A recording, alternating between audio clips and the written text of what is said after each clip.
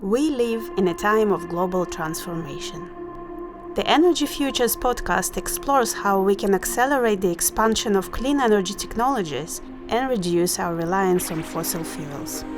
From heating and cooling our homes to moving around our planet and beyond, we bring together researchers, scientists, business leaders, and communicators to exchange knowledge and try to answer one important question. How can we create a sustainable energy future for all? This podcast is produced by Energy Futures Lab of Imperial College London. In this episode, we're joined by Dr. Pete Bryant, Director of ESG and Radiation Strategy at Sizewell C. We'll explore the significance of Sizewell C in the UK's energy landscape, its innovative technologies, and the vital role of nuclear energy in achieving net zero carbon emissions. Plus, we'll delve into Pete's journey and the challenges and opportunities that come with leading one of the most advanced nuclear projects in the world. Hello, so I think maybe a good place to start would be, what do you think is the role of nuclear energy when it comes to the net zero targets of the UK? That's a really good question, Nadine. So in the UK, much like across the world, we've got a massive challenge and target we've got to try and meet as we reduce our carbon footprint and ultimately tackle climate change. Now, if you look at the factor of electricity generation by its own right, we know that the electricity demand needs to be replaced with low carbon technology. But alongside it, things like heating, which actually generate a much larger amount of carbon than even electricity generation, we need to replace those with low carbon sources as well. Now, the benefit of nuclear power is it can generate a large amount of low carbon energy from a really tiny footprint. So that's in terms of land footprint, but also the resources that go into actually building the station as well. Now, the other benefits of nuclear power is it's got a very, very good predictability. So other forms of renewables, such as wind farms or solar energy, rely on certain weather conditions and patterns, which means the amount of electricity generated is never stable.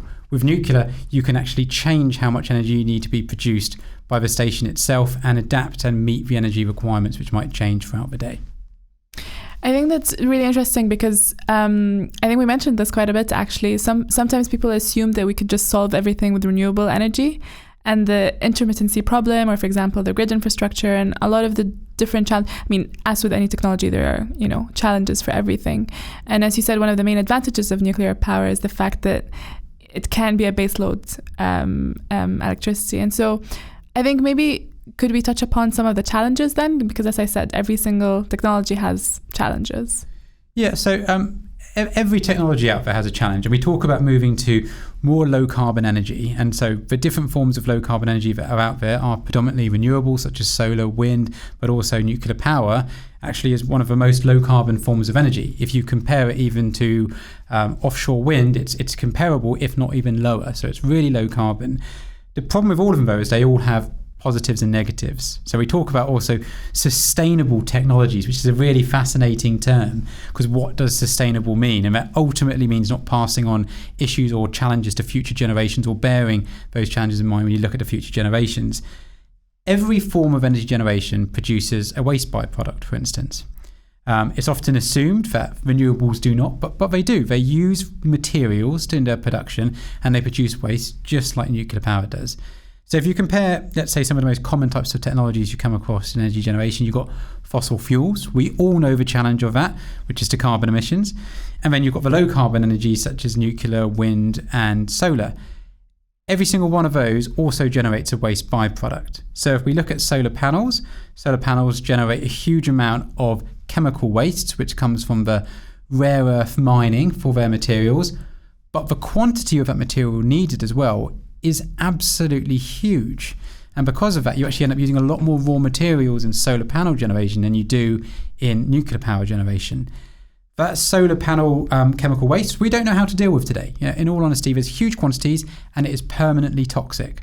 But that's a problem we'll need to tackle in future generations, and doesn't mean we shouldn't use it. It just means we need to note that it has got a negative side to it as well as a positive side.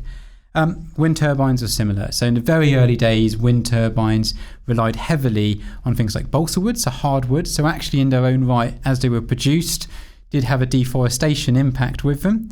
Also, what most people don't realise is, much like the nuclear industry generating radioactive waste, other forms of low carbon energy and renewable technology such as wind farms also generate radioactive waste. And it might sound completely insane and crazy to actually think about it, but there's a reason I always call it radioactive waste, not nuclear waste, because it's not specific to the nuclear industry.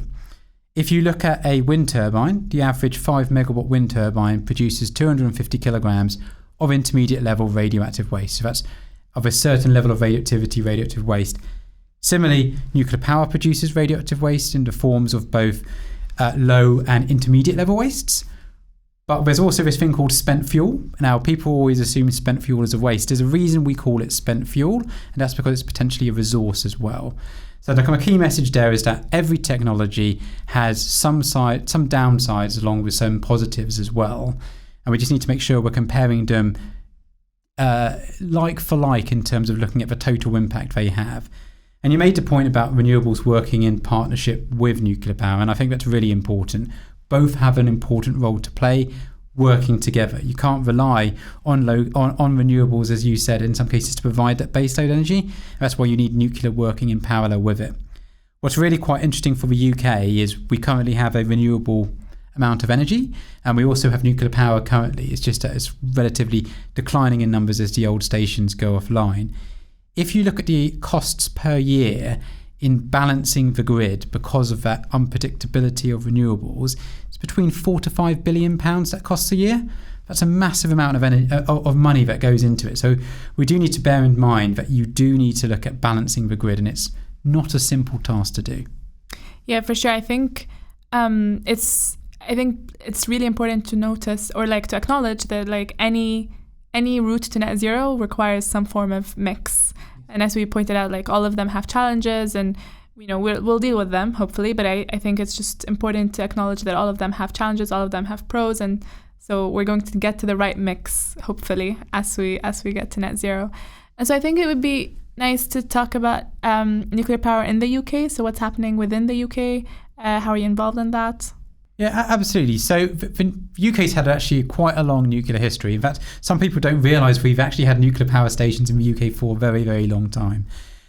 We had a number of different generations of nuclear power that actually have existed in the UK for quite a while, but that older technology, which was based on what's known as a gas-cooled reactor technology, that's reaching the end of its life now and entering into decommissioning, and we're seeing the new generation of nuclear technology being developed.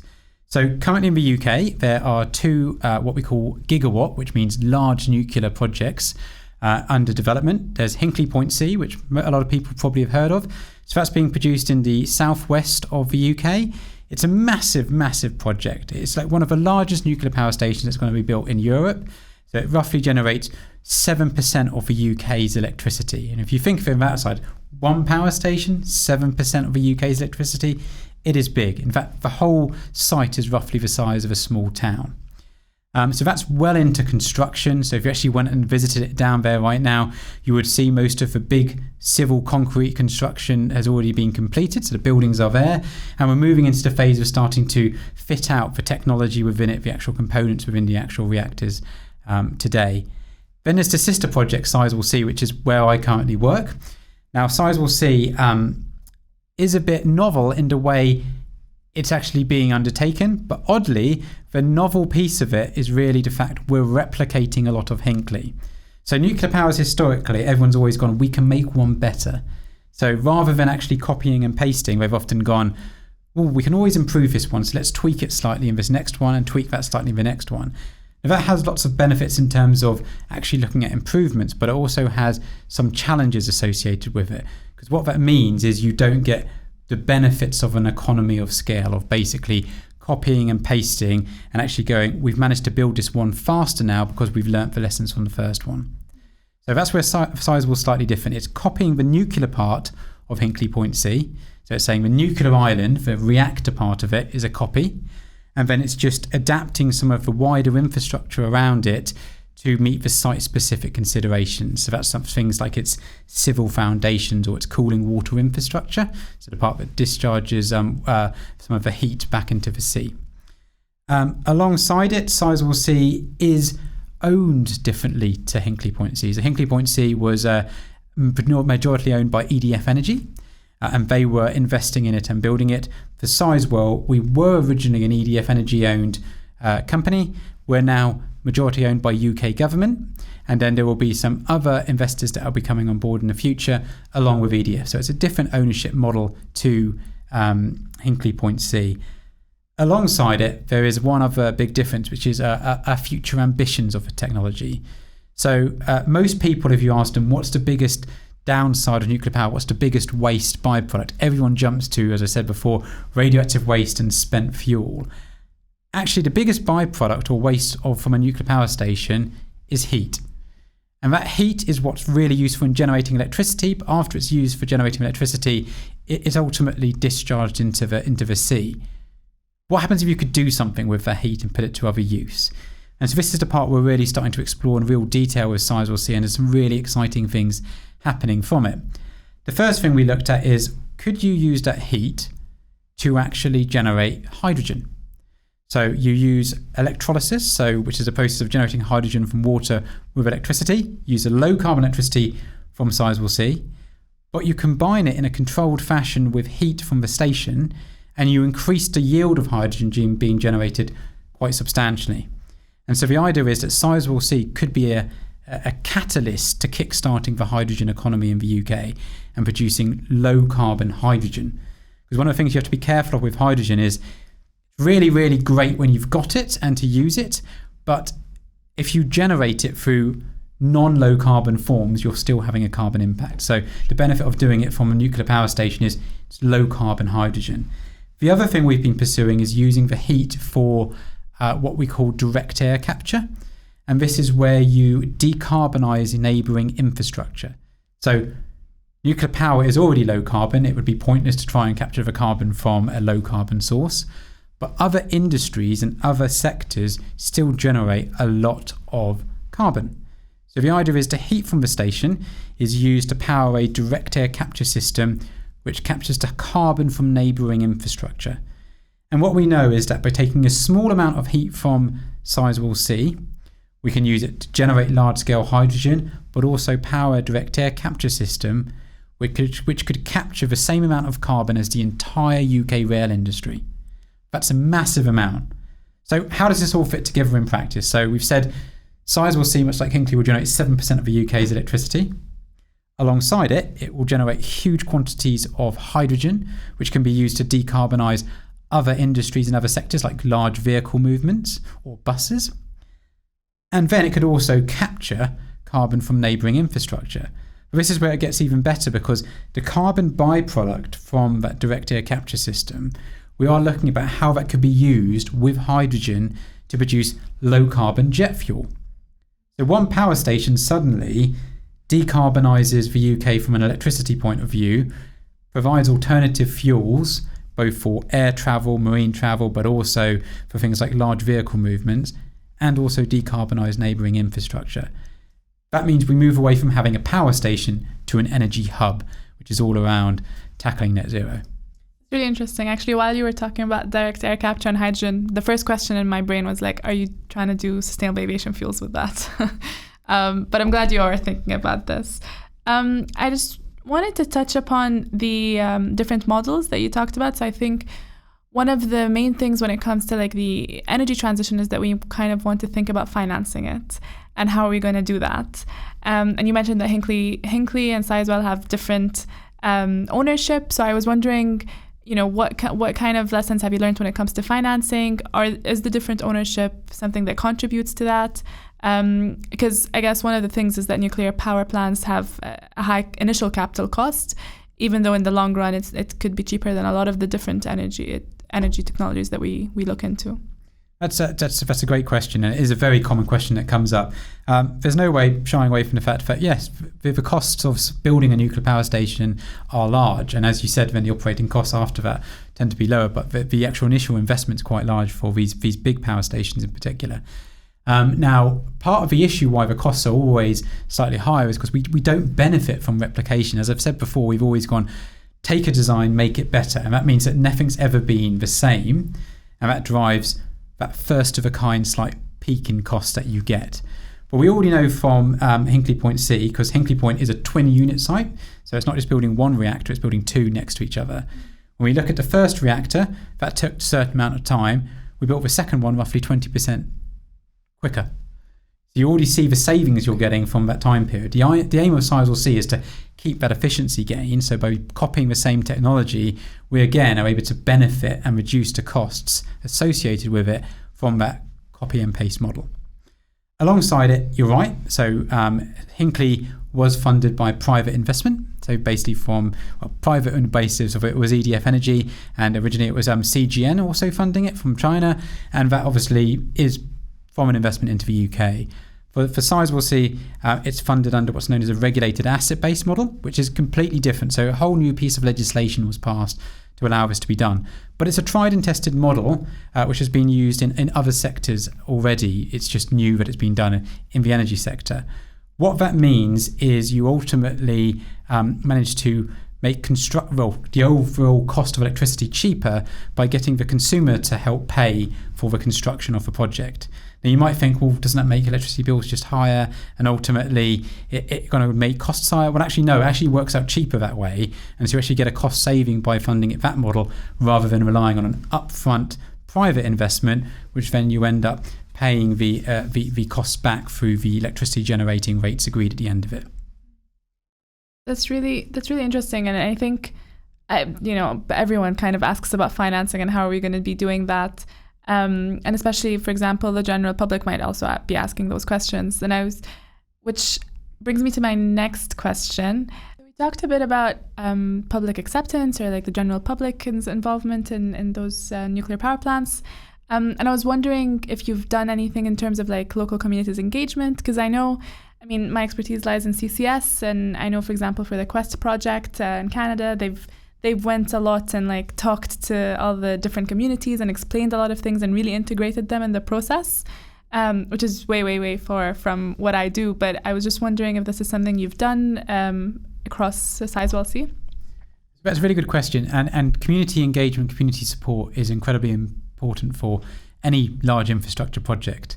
And in particular, it's about listening to the community. So since 2010, we started engaging the local areas around Sizewell, and that's when the conversation really started around Sizewell C as a new future development.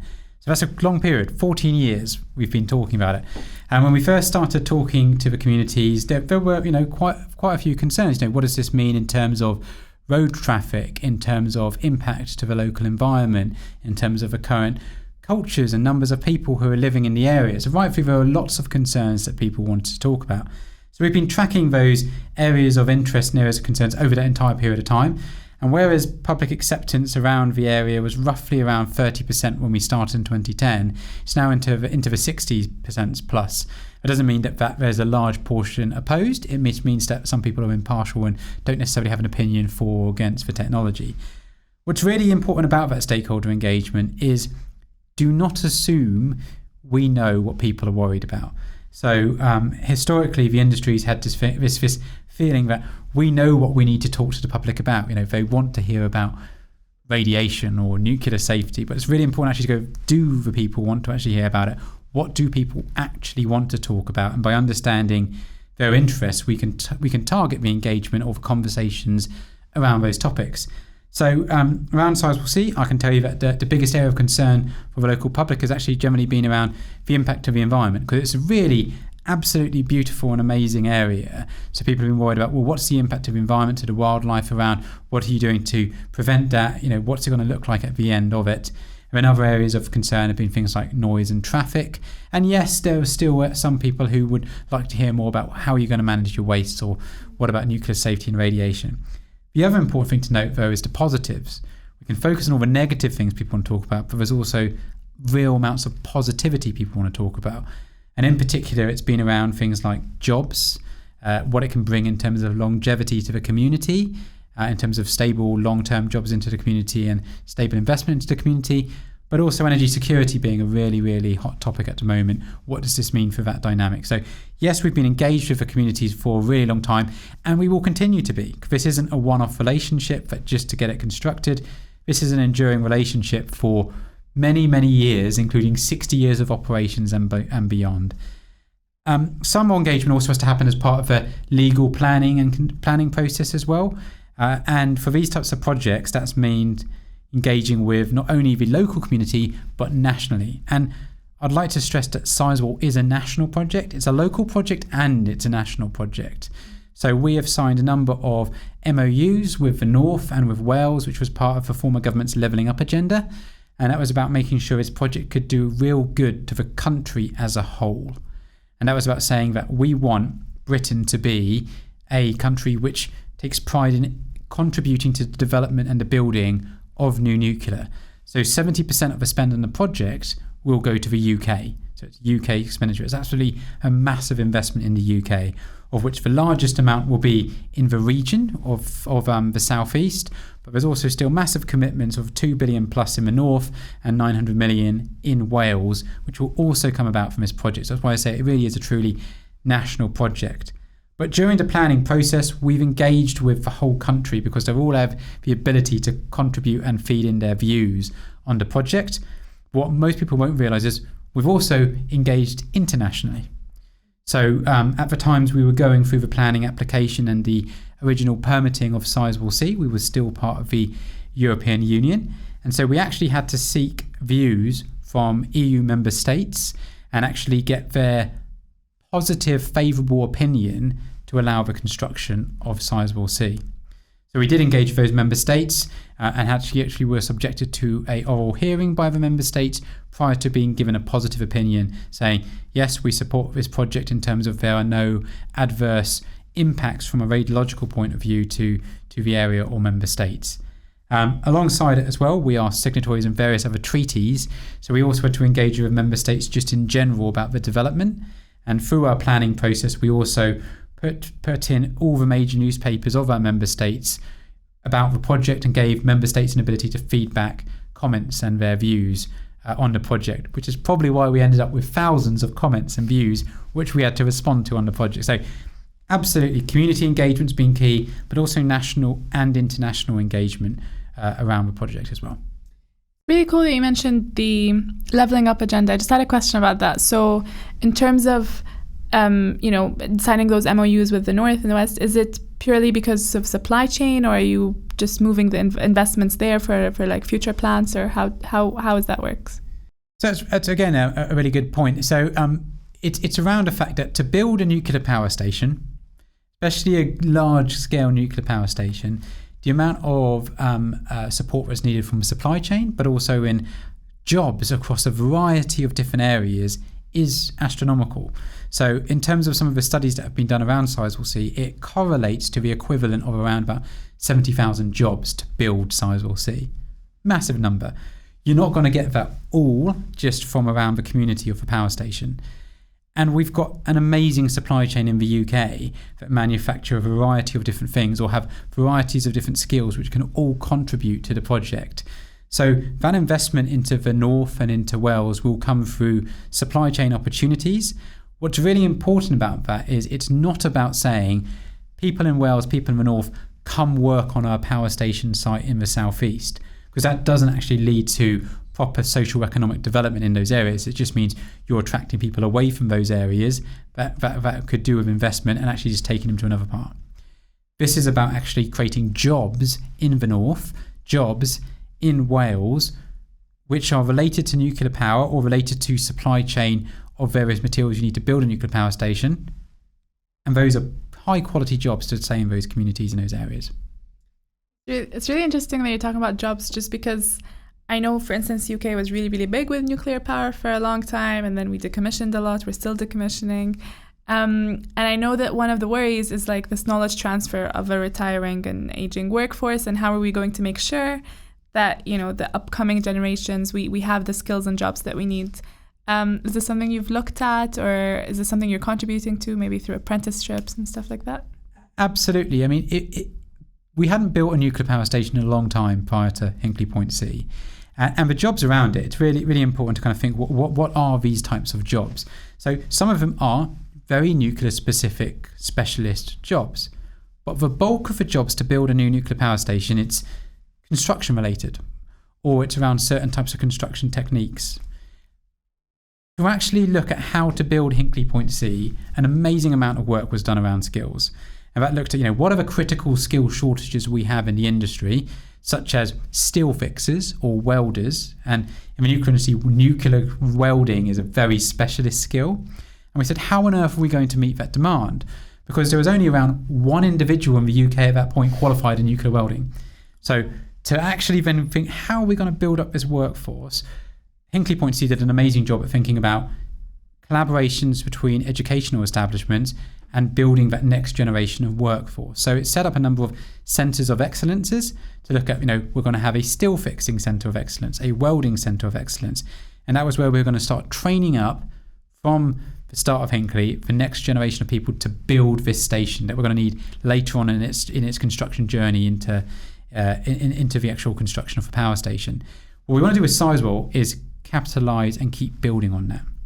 So what we mean by that is, let's say, for instance, Hinkley has a steel fixing centre of excellence already. Do we just build another steel fixing centre of excellence in the southeast? Well, it depends. Are they meeting the demand already in the southwest? If so, let's not duplicate and compete with Hinkley. Instead, let's go, steel fixing should stay in the southwest. What are the other skill areas of shortages? Let's say it's radiography. So this is where you look at, the actual qualification of the materials you're welding, for instance, and do they meet their certain criteria? Well, there aren't enough radiographers in the UK. So actually, why don't we say we build a radiography centre of excellence in the southeast? And so you build complementary skill sets, and you go, let's, as a country and as educational establishments across the country, build up the next generation of workforce to build new nuclear collaboratively. And go with, there will be centres of excellences focusing on different skill gaps in those different areas, and by working together as a country, we can tackle that skill base. So Hinkley roughly committed to about 1,000 apprenticeships. It's closer to around 1,500 apprenticeships. We committed to about 1,500 apprenticeships, but we're not going to stop at 1,500 if there are many, many more to give. What's really important about it is it's not just the project and the construction related apprenticeships. We're encouraging our supply chain as an obligation in their contracts to also invest in apprenticeships, which means it's not just about the apprentices that work on the construction site, but it'll be other apprentices that work across the UK in the supply chain supporting the project. And this is where it can be a real catalyst for change in terms of actually going, this project can inspire more apprentices, it can inspire much more different types of jobs across the country. So it's quite exciting from that regard when you realise what you're trying to achieve with one single project. I think that really loops back into the leveling up agenda and how you're doing that in terms of different regions. And I know we talked a bit about the technicalities of it and what you need in terms of jobs.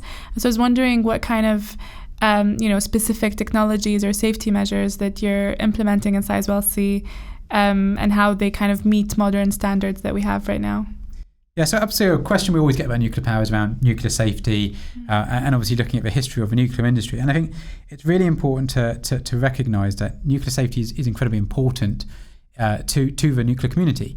And we keep on learning more and more lessons over time.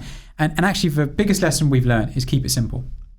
And the way you do that is you build a lot of what we call passive safety into your reactor technologies, and additional redundancy, so defense in depth in terms of if one thing fails, make sure there's always something that picks it up next. So these kind of learnings have gone into the design of the technology being used at Hinkley and Sizewell, and this is why I would call it's an evolution of previous technologies. So pressurized water reactors, which is what the technology we're building, they've been used across the world for a long time. We've just found ways of just making them better and better and better from a safety performance point of view.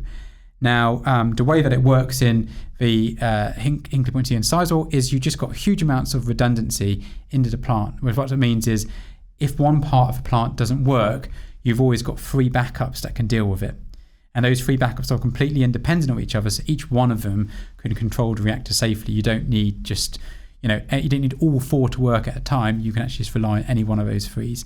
And so building in that redundancy means that if one system fails, one's out for maintenance or for general kind of rework, you've still always got 2. So you've always got that defense in depth in terms of the station functioning. The other thing I'd say is modern nuclear reactor designs are actually built with the idea that in the event of the worst case scenario, they contain everything. So it might sound kind of crazy, but you can actually have a core melt in a new modern nuclear reactor and it will safely contain everything. It's designed to do that. Now, you never want that to happen anyway, because from a economics point of view, you don't want to write off your asset. But it's really important to recognize these new designs actually mean that in the event of a worst case scenario, it's all contained. So the impact to the environment and to the communities just isn't there. And this is where we're also seeing developments in future regulations and also in small modular reactors as the next generation of reactors that will come out. But actually, given these improvements in safeties, we're going to need to change the way we think about regulating it to really get the best out of these technologies going forward. So we talked about technology, we talked about public acceptance and jobs and so on. And I think maybe if we zoom out a bit and see, I just wanted to kind of get your thoughts on like the UK targets. Where are we now? What do we need to get to the targets that we need that are established essentially? So we are in a very exciting time for the nuclear industry in the UK. As I said, there's Hinkley, there's Sizewell, and then there's ambitions to build at least one more gigawatt reactor and then a fleet of small modular reactors. Now, just to kind of explain a bit about what small modular reactors are. Small modular reactors are, again, tried and tested technology, so pressurized water reactors, just made smaller and modular. So the idea is you can produce them really, really quickly. So basically out of a factory, you can start producing and assembling them. Now, the technology that it's based on is tried and tested, but there's a bit of a competition in the world of who's going to build the first small modular reactor. That's really exciting because we're starting to see lots of different designs coming out, along with gigawatts supporting it. And they've both got a role to play in the future of net zero. Gigawatt nuclear reactors play a massive role in terms of a large amount of energy and much greater efficiencies in terms of energy production from a station. But it's big, it's large, and therefore it takes time to build, and that has both positives and negatives. Positives being massive investment into a local community and to a wider country, versus the smaller ones, which will necessarily, because they'll be produced in factories predominantly, you're not necessarily going to get that massive investment into one area or region. But they've both got a massive important role to play in terms of where they're based as well. So the current siting of nuclear reactors in the UK is predominantly along the coasts, and it's based on the logic that you will build it on the coast and you will run large amounts of power into the grid from those locations. Small modular reactors, because they are smaller by nature, there's the ability to consider, do you deploy them in different locations? So could you put them nearer population centres and actually use them to power a town by their own right? And different parts of the world are exploring this in different ways. And so that's really a big shift in terms of where they're going to be based and sited, but opens up massive amount of opportunities in terms of how you could power other types of establishments and towns around the world. What's quite interesting from that regard, though, is if you look at, say, for instance, a mine in, let's pick a country, Australia. So Australia is a massive mining community. Mining is incredibly energy intensive. And the only way that power is currently provided is through large amounts of use of fossil fuels or burning diesel, etc. What happens if you were to replace a mine's power supply with a single small modular reactor? You could have a massive decarbonisation role in that type of industry. So it's really exciting across the world about these new technologies coming out. And as I said, in the UK, there's a massive new nuclear ambition ahead. So all I'd say is it actually presents a great opportunity for people coming into the industry or coming into high skilled jobs in being involved in a critical part in addressing the net zero ambitions. I think we're falling a bit short, to say that lightly, when it comes to reaching our targets. Do you envision, I mean, what kind of challenges do you think we need to overcome? Or like, what are you envisioning, I think, as going to be happening in the next decade so that we can reach our targets in terms of scaling up nuclear power to what we need it to be? It's a really good question. It's partly looking, what have been some of the challenges in deploying low carbon energy in general, and what's the actual issue we're trying to tackle. So as I mentioned earlier, it's not just about replacing electricity. There's so many different parts that need to be tackled to hit net zero. It's electricity, it's heating, and it's other sectors that use raw materials that ultimately also generate carbon. Everything we produce has a carbon footprint associated with it. So if you were to, for instance, replace the entire world's energy supply with solar panels, that wouldn't solve the climate crisis because of all the carbon produced as a byproduct of all the materials used in them. And as I mentioned earlier, you require a lot more solar panels and a lot more land to tackle get an equivalent amount of energy as a nuclear power station. So the challenge for us in terms of hitting our net zero targets is, again, replacing that electricity generating capacity, replacing heating supplies with something which is low carbon, and decarbonising other sectors and vehicle movements. It's the whole piece we need to tackle. And this is where the point around the energy hub comes in and becomes really important.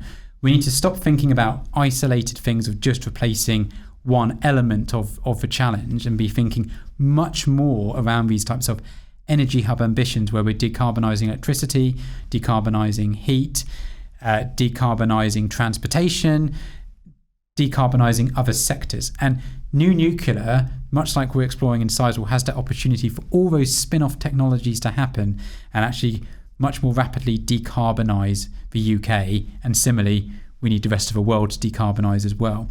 The other big challenge for us, though, is how we regulate infrastructure in general, not just in the UK but globally. So the way that regulation is developed across the globe is it looks at things in isolation. So let's take radiation as a hazard. It will regulate radiation as a hazard in isolation. If you look at the environmental side, it will regulate biodiversity impact in certain areas in isolation. It will regulate impacts to the water environment from discharges in isolation. And so we're always treating everything in isolation. We need to stop doing that and treating everything holistically and together and consider all of those issues and risks collectively and come up with the most balanced solution of it. And if we can do that rather than looking at everything in isolation, which takes a lot of time, a lot of regulation, and a number of different consents to get to your outcome, we could really start hitting the road running, really get things moving. Just to give you an example on Sizewell, we need a planning application to build the station. We also then need a nuclear site licence. We need free operational environmental permits to build it. We need a funded decommissioning programme. That's just before we start building. Then you look during construction, and we need around 160 different environmental consents to construct it. Each of those has to be consulted on. Not all of them have to be consulted, but each of them has to have an level of consultation alongside it and assessment. That all takes time. So how do we need to reform regulation so that we go, actually, climate change is incredibly important. It should be a major driver going forward. And we need to think more innovatively, both in the UK and globally, about how we regulate infrastructure and really push net zero deployment as a big priority in it. So we're weighing everything up as a game of risk and benefit, basically. That's really, I think, one of the things that, a lot of technologies go through is the permitting and planning part and how long that takes. And hopefully we can streamline it in the future. I think we could bring this to an end. So we've discussed, I think, a lot of things when it comes to nuclear power. We've discussed the technology, the safety, jobs, public acceptance and engagement with local communities. We've also looked into policy and governance and permitting issues. And I just wanted to kind of end this by asking you to walk us through your journey in your career and how you ended up with Sizewell C and how that works. Absolutely. So I entered into the industry via a kind of slightly odd route. I mean, I don't think at any point when I was a kid I was going, you know what, I want to work in nuclear power. So I did a physics degree by background, and I was kind of going through my degree and thinking, well, what do I actually want to do with a physics degree? I know I wanted to do something physics related. I just didn't know what I wanted to do. So I started going to careers fairs. And I was coming back from a careers fair in London on finance. And all I knew from that was I did not want to work in finance. And I was on a train with one of my friends, and we were just talking about, I can't remember, it was some random physics concept because we were both studying a physics degree. And this individual opposite me started talking to us both and introduced himself. And he worked in the nuclear industry. And I thought, this is interesting. This is something I never considered before, the nuclear industry. And so he was a director at a consultancy and said, why don't you come do a summer placement with our company? I thought, why not? There's a bit of money in the summer period, so let's do it. So this was in my second year of university, and I did a placement at their firm, and that involved basically doing a couple of weeks working for them in Bristol, and then a couple of weeks working at one of their client sites in a place called Harwell, which was at that time known as the United Kingdom Atomic Energy Authority. And in that project, I was predominantly working on decommissioning legacy, so looking at the old experimental reactors that have been produced on the Harwell site and how we're going to manage their decommissioning and their waste. And at that point, during those couple of weeks working in both places, I went, this thing called radiation protection is quite interesting. That could be something I could do. I'm a physicist, radiation. That sounds like something good. And at the end of the placement, they asked for feedback and said, would you be interested in a job? And I said, well, yes, but I think I want to do a master's in radiation protection and radiation physics first. And they went, okay, would you rather we paid for it? And as a student at that point, I was thinking, well, that seems like a good idea, doesn't it? So I ended up finishing my degree in physics and then going to work while studying a master's in radiation and environmental protection at the University of Surrey. And I'll be honest, that was challenging. Working, studying at the same time, it is a lot harder than you think it's going to be, because you're trying to do all your spare time, all your assignments, and then especially when dissertation period came, you basically didn't see anything apart from a library and your office. But it was really beneficial at the same time, because I was learning one day and then applying it the next day, which was really, really great. So did that, spent 2 years doing my master's part-time and working in this consultancy and working on an absolutely amazingly interesting project whilst at this consultancy.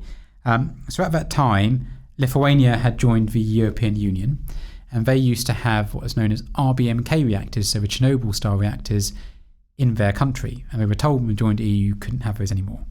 So my first job was to support the decommissioning of the largest RBMK reactor in that area.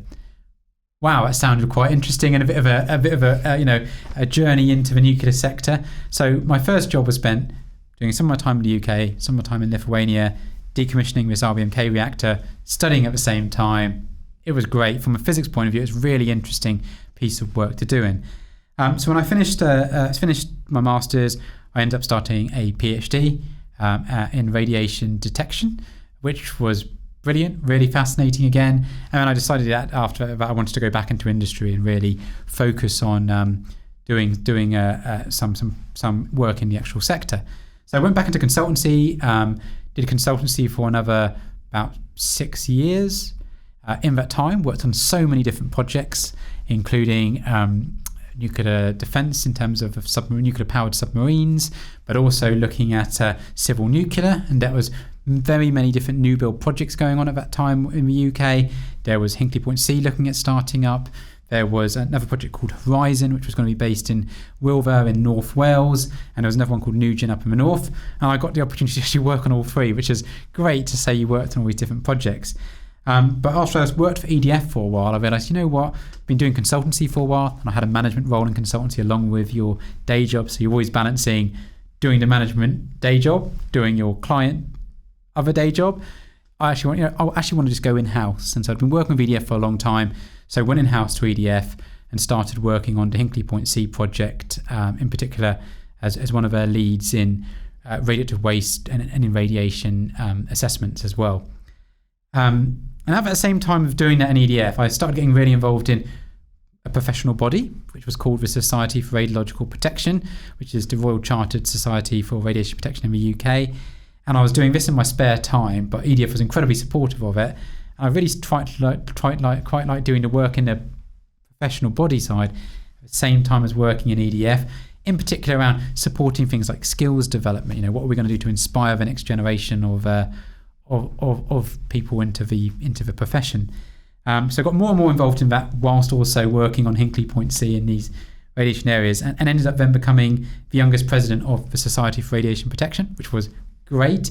Absolutely amazing people to work with, and it's something that I really recommend people doing, is getting involved with professional bodies, namely because if you find a challenge in your day-to-day job, if you're working in a massive community of other professionals, it's likely one of them have encountered a similar problem and found a solution before. So it's the power of a network, and also being able to give back and help develop that next generation of professionals. So I ended up having my EDF day job, my Society for Radiological Protection, other job, and I've stayed involved still today in doing a lot of work in professional bodies and radiation protection, science and regulation in my, I'll say, spare time to the day job.